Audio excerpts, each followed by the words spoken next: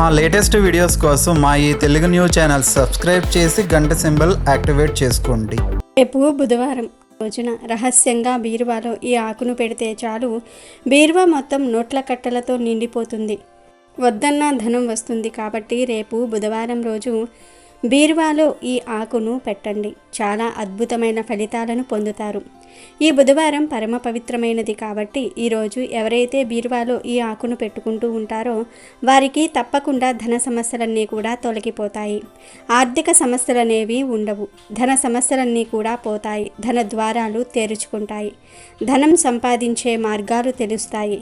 కొంతమంది బీరువాలో ఎంత డబ్బును పెట్టినా అది ఉండదు. ఉదయం పెడితే సాయంత్రానికి లేదా మరునాటికి ఖర్చు అయిపోతూ ఉంటుంది. ఎంత సంపాదించినా చేతిలో ధనం నిలవదు. ఎంత దాచుకుందామనుకున్నా బీరువాలో ధనం నిలవదు. ఫ్యూచర్ కోసం కొంత ధనం దాచుకోవాలని అందరికీ ఉంటుంది. మరి అలా ధనం దాచుకోవాలన్నా, బీరువాలో ధనం నిలవాలన్నా బుధవారం రోజు ఒక చిన్న పరిహారాన్ని చేయాలి. ఏమీ లేదు, జస్ట్ బీరువాలో ఈ ఆకును పెడితే సరిపోతుంది. మరి ఇంతకీ ఈ బుధవారం రోజున బీరువాలో ఏ ఆకును పెట్టాలి అనే విషయాన్ని ఇప్పుడు మనం ఈ వీడియోలో వివరంగా తెలుసుకుందాము. అంతకన్నా ముందు పవిత్ర కథను విందాం. అంతకన్నా ముందు కామెంట్ బాక్స్లో జై శ్రీరామ్ అని కామెంట్ చేయండి. అనగనగా ఒక పేద షావుకారు ఉండేవాడు. అతనికి ఒక కూతురు ఉండేది. ఆమె పేరు గౌరీ. గౌరీ ప్రతిరోజు దగ్గరలోని ఒక వేప చెట్టుకు నీళ్లు పోసేది, పూజ చేసేది. అయితే ఒకరోజు ఆ వేప చెట్టులో నుంచి లక్ష్మీదేవి వచ్చి, నువ్వు నాకు స్నేహితురాలు అవుతావా అని అడుగుతుంది. దానికి గౌరీ, నేను మా నాన్నను అడిగి అప్పుడు నీతో స్నేహం చేస్తాను అని అంటుంది. మరునాడు ఆమె తండ్రితో ఈ విషయమంతా కూడా చెప్తుంది. అప్పుడు అతను ఇలా అంటాడు, ఆమె లక్ష్మీదేవి, ఆమె అడిగితే నువ్వు తప్పకుండా స్నేహం చెయ్యి అని చెప్తాడు. మరుసటి రోజు గౌరీ వేప చెట్టుకు నీళ్లు పోయడానికి వెళ్తుంది. అప్పుడు లక్ష్మీదేవి ప్రత్యక్షమై నాతో స్నేహం చేస్తావా అని మళ్ళీ అడుగుతుంది. హా, చేస్తాను అంటుంది గౌరీ. అలా వారిద్దరూ స్నేహితులవుతారు. ఒకరోజు లక్ష్మీదేవి గౌరీతో, నేస్తమా, నువ్వు మా ఇంటికి భోజనానికి రా అని పిలుస్తుంది. ఆమె వచ్చి తండ్రితో చెప్తుంది, నాన్న, మా స్నేహితురాలు నన్ను తన ఇంటికి భోజనానికి పిలిచింది అని. అప్పుడు తండ్రి, నువ్వు వెళ్ళాలనుకుంటే వెళ్ళు అని గౌరీతో అంటాడు. దాంతో ఆమె లక్ష్మీదేవి ఇంటికి వెళ్తుంది. లక్ష్మీదేవి గౌరీ కోసం రకరకాల పిండి వంటలు, రకరకాల మిఠాయిలు తయారు చేస్తుంది.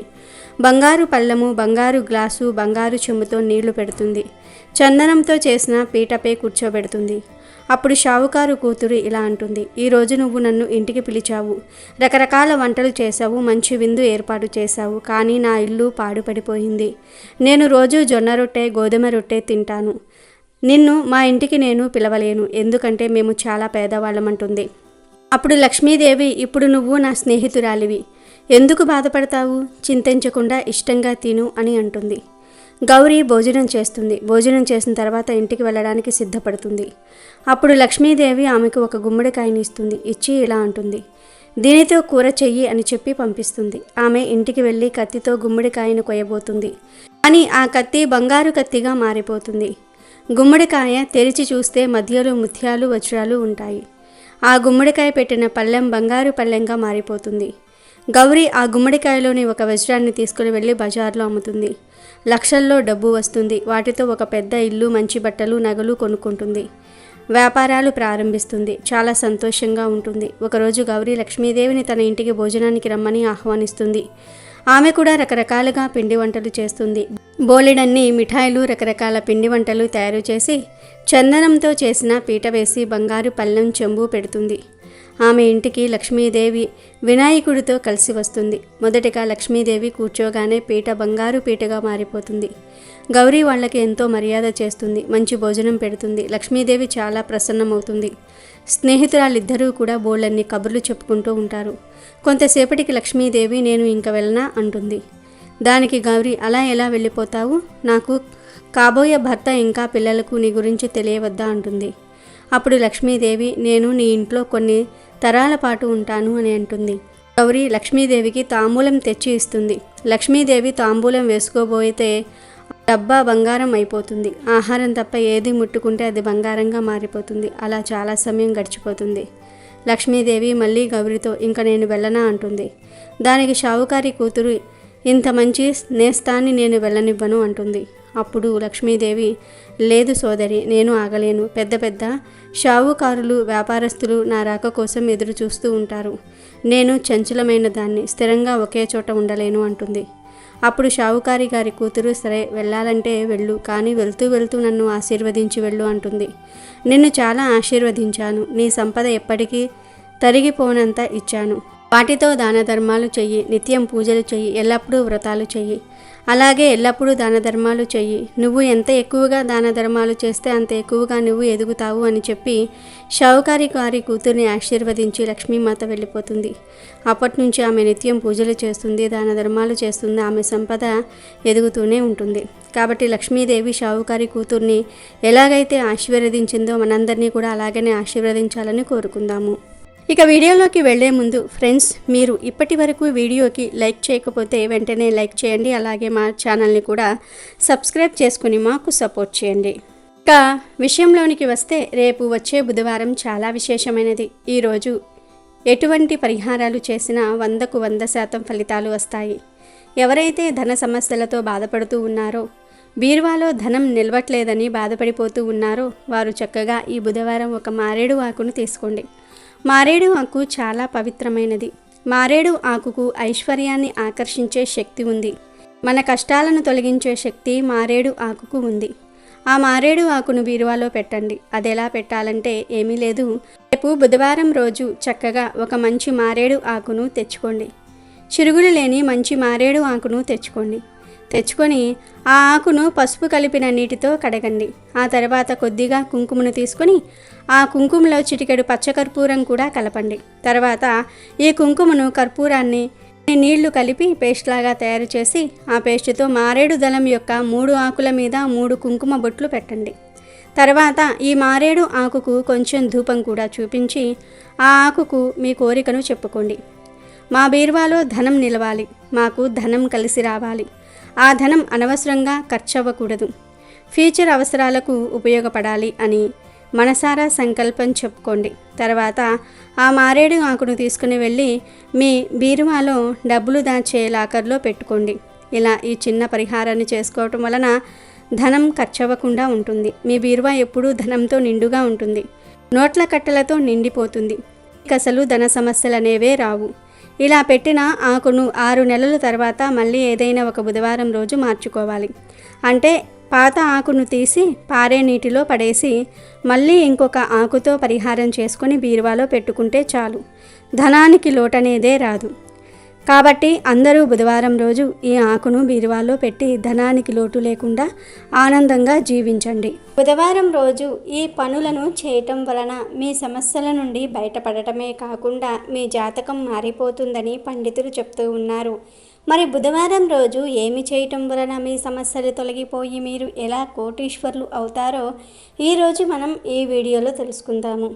మీ ఇంట్లో ఆహార పదార్థాలను ఈ చిన్న చిన్న పరిహారాలకు ఉపయోగించుకోవటం వలన మీరు జీవితంలో ఎదుర్కొంటున్నటువంటి సమస్యల నుండైనా సరే బయటపడే అవకాశం ఉంటుంది. మీ సమస్యలకు సమాధానం దొరకటమే కాకుండా మిమ్మల్ని అదృష్టం వరిస్తుంది. అంతేకాకుండా మీరు చేసే ప్రతి పని, అంటే ఏదైనా పని మీద మీరు ఆటంకాలు కలుగుతున్నాయి అనుకున్నట్లయితే ఆ ఆటంకాలన్నీ కూడా తొలగిపోయి మీకు విజయం లభిస్తుంది. దీనితో మీరు మీ జీవితంలో ఉన్నతమైన స్థానానికి వెళ్తారు. మీ మాట సంఘంలో గౌరవం, మర్యాదలు పెరుగుతాయి. అంటే మీ మాటకు సంఘంలో గౌరవము, మర్యాదలు, పేరు ప్రతిష్టలు లభిస్తాయి. ఎవరి జాతకంలో అయితే బుధగ్రహం బలంగా ఉంటుందో వారు చేసే ప్రతి పనిలో అద్భుతమైన విజయాలను సాధిస్తారు. ఈ పరిహారాన్ని ఆడవారు, మగవారు ఎవరైనా సరే చేసుకోవచ్చు. బుధవారం రోజు ఉదయం లేదా సాయంత్రం పూట ఈ పరిహారాన్ని చేసుకోవచ్చు. బుధవారం రోజు స్నానాన్ని చేసిన తర్వాత మాత్రమే ఈ పరిహారాన్ని చేయాలి. మీరు ఎటువంటి సమస్య నుండైనా సరే మీరు బయటపడడానికి, ఆ సమస్యకు సమాధానం దొరకడానికి, మీరు చేస్తున్న పనిలో ఆటంకాలు రాకుండా ఉండడానికి బుధవారం ఉదయం స్నానాన్ని చేసుకున్న తర్వాత ఒక ప్లేట్ను తీసుకోండి. దానిలో కొద్దిగా ధనియాలు, కొద్దిగా బెల్లాన్ని పెట్టుకోవాలి. అలా పెట్టుకున్న దానిని మీ పూజ గదిలో మీ ఇష్ట దైవం ముందు నైవేద్యంగా పెట్టుకోవాలి. మీ ఇష్ట దైవానికి వివిధ రకాల పూలతో పూజించి ఆ దైవానికి సంబంధించిన అష్టోత్తరాలను చదువుకోవాలి. మీకు ఉన్న సమస్యల నుండి బయటపడేమని చెప్పుకొని నమస్కరించుకొని ధనియాలు బెల్లాన్ని మీరు మీ కుటుంబ సభ్యులు ప్రసాదంగా స్వీకరించాలి. ఇలా ప్రతి బుధవారం చేయటం వలన మీకు ఉన్న సమస్యలు నెమ్మదిగా తగ్గుముఖం పట్టడమే కాకుండా మీ వ్యాపారంలో ఉన్న సమస్యలు తొలగిపోతాయి, ధనవృద్ధి కూడా కలుగుతుంది. దీనితో మీరు ధనవంతులవుతారు. ఇలా చేయటం వలన మీ కోరికలు నెరవేరుతాయి. గరిక పూసలు అంటే గరిక గడ్డిని లేదా గరిక పూసలను తీసుకోవాలి. అవి కూడా 11 లేదా 21 గడ్డి పూసలను తీసుకోవాలి. ఒక ఎర్రటి దారాన్ని తీసుకొని గరికను మాలలాగా కట్టాలి. ఆ మాలను మీ పూజ గదిలో వినాయకుడి పటానికి లేదా విగ్రహానికి వెయ్యాలి. వినాయకుడిని ధూపదీప నైవేద్యాలతో పూజించి మీ మనసులో ఉన్న కోరికను చెప్పుకుంటే చాలు, ఆ కోరికలన్నీ కూడా నెరవేరుతాయి. ఎందుకంటే విఘ్నాలు తొలగించే ఆ విఘ్నేశ్వరుడికి మీ కోరికలను సమస్యలను చెప్పుకోవటం వలన మీకు ఉన్న ఆ సమస్యల నుండి బయటపడటమే కాకుండా మీరు ఆనందంగా ఉంటారు. ఇలా 3 బుధవారాలు లేదా 11 బుధవారాలు చేయటం వలన మంచి ఫలితాలను పొందుకుంటారని పండితులు చెప్తూ ఉన్నారు. ఇలా చేయటం వలన కుటుంబంతో ఆనందంగా జీవిస్తారు, మీరు అన్ని విజయాలనే సాధిస్తారు. ఈ 3వ పరిహారం లక్ష్మీ అనుగ్రహం కోసం ధనం స్థిరంగా ఉండడానికి చేసుకోవాలి. బుధవారం రోజు ఒక ప్లేట్ను తీసుకోవాలి. దానిలో చిన్న బెల్లం ముక్కను పెట్టుకోవాలి. ఆ బెల్లం ముక్కపై ఆవు నెయ్యిని కొద్దిగా పొయ్యాలి. ఇలా మీ పూజ మందిరంలో వినాయకుడి పటం ముందు చేసుకోవాలి. ఇలా బుధవారం ఉదయం లేదా సాయంత్రం చేసుకోవచ్చు. బెల్లం ముక్కను వినాయకుడి పటం ముందు పెట్టిన తర్వాత నమస్కారం చేసుకుని దానిని మీరు ప్రసాదంగా స్వీకరించాలి. ఇలా చేయటం వలన మీ జాతకంలో ఉన్న బుధగ్రహం యొక్క అనుకూలత పెరిగి లక్ష్మీ అనుగ్రహం కలుగుతుంది. లక్ష్మీ అనుగ్రహంతో ధనం మీ ఇంట్లో స్థిరంగా నిలబడుతుంది. ధనం ఇంట్లో ఉంటే మీరు ధనవంతులవుతారు. బుధగ్రహం యొక్క అనుకూలత పెరిగితే మీకు అన్ని శుభాలే జరుగుతాయి. ఎందుకంటే బుధగ్రహం శుభానికి ప్రతీక కాబట్టి. బెల్లాన్ని దానిపై ఆవు నెయ్యిని పోసి వినాయకుడికి నైవేద్యంగా సమర్పించటం వలన మీకు ఉన్న సమస్యలు తొలగిపోయి మీరు కుటుంబంతో ఆనందంగా అష్టైశ్వర్యాలతో జీవిస్తారు. బుధవారం రోజు ఉదయం లేదా సాయంత్రం మీ పూజ గదిని శుభ్రం చేసుకోవాలి. తర్వాత ఒక ప్లేట్ను తీసుకోవాలి. ఆ ప్లేట్లో కొంచెం బియ్యాన్ని పొయ్యాలి. ఆ బియ్యంపై ₹1 నాణ్యాన్ని పెట్టుకోవాలి. ఆ రూపాయి బిళ్ళపైన కొద్దిగా కుంకుమను వెయ్యాలి. ఇలా చేసిన తర్వాత ఆ ప్లేట్ను మీ ఇష్టదైవం ముందు పెట్టి నమస్కారం చేసుకోవాలి. నమస్కారం చేసుకునేటప్పుడు మీకు ఉన్న ఆటంకాలన్నీ కూడా తొలగిపోవాలని, అందులో మీరు విజయాన్ని పొందాలని, ధనలాభం కలగాలని కోరుకుని నమస్కారం చేసుకోండి. మరుసటి రోజు ఉదయం స్నానాన్ని ఆచరించి పూజగదిలో ఉన్న రూపాయి బిళ్ళను తీసుకొని చిన్న ఎర్రటి వస్త్రంలో మూట కట్టాలి. ఆ మూటను మీరు డబ్బును దాచుకునే ప్రదేశంలో లేదా బీరువాలో లేదా పర్సులో పెట్టుకోవాలి. వ్యాపారం చేసేవారు వ్యాపార ప్రదేశంలో పెట్టుకోవాలి. ఆ తర్వాత ఆ బియ్యాన్ని మీరు ఉపయోగించుకోవచ్చు. లేదా పరమాన్నాన్ని వండి నైవేద్యంగా అమ్మవారికి సమర్పించిన తర్వాత మీ కుటుంబ సభ్యులు ప్రసాదంగా స్వీకరించాలి. వారానికి ఒక్కసారి ఎర్రటి వస్త్రంలో ఉన్న రూపాయి నాణాన్ని వస్త్రాన్ని మార్చుకోవాలి. ఈ పరిహారాన్ని బుధవారం రోజు చేయటం వలన మీకు ఉన్న సమస్యలు తొలగిపోయి మీ జాతకం మారిపోతుంది. దీనితో మీకు బుధగ్రహం యొక్క అనుకూలత కలిగి మీరు ఐశ్వర్యవంతులు అవుతారు. మరి విన్నారు కదా, మీరు కూడా అనేక రకాల సమస్యలతో బాధపడుతూ ఉన్నట్లయితే ఇప్పుడు మనం చెప్పుకున్న ఈ 4 పరిహారాలను బుధవారం రోజు చేయటం వలన మీకు ఉన్న సమస్యలు తొలగిపోవటమే కాకుండా మీ కోరికలు నెరవేరుతాయి. దీనితో మీ వ్యాపారంలో ఉన్న ఆటంకాలు సమస్యలు తొలగిపోయి లక్ష్మీ అనుగ్రహంతో మీ జాతకం మారిపోతుంది. దీనితో మీరు కుటుంబంతో ఆనందంగా అష్టైశ్వర్యాలను పొందుతారు. మీరు కూడా నమ్మకంతో ఆచరించి మంచి ఫలితాలను పొందండి. అష్టైశ్వర్యాలతో భోగభాగ్యాలతో జీవించండి. వీడియో నచ్చితే లైక్ చేయండి, షేర్ చేయండి, బట్ సబ్స్క్రైబ్ చేసుకోవడం మర్చిపోవద్దు.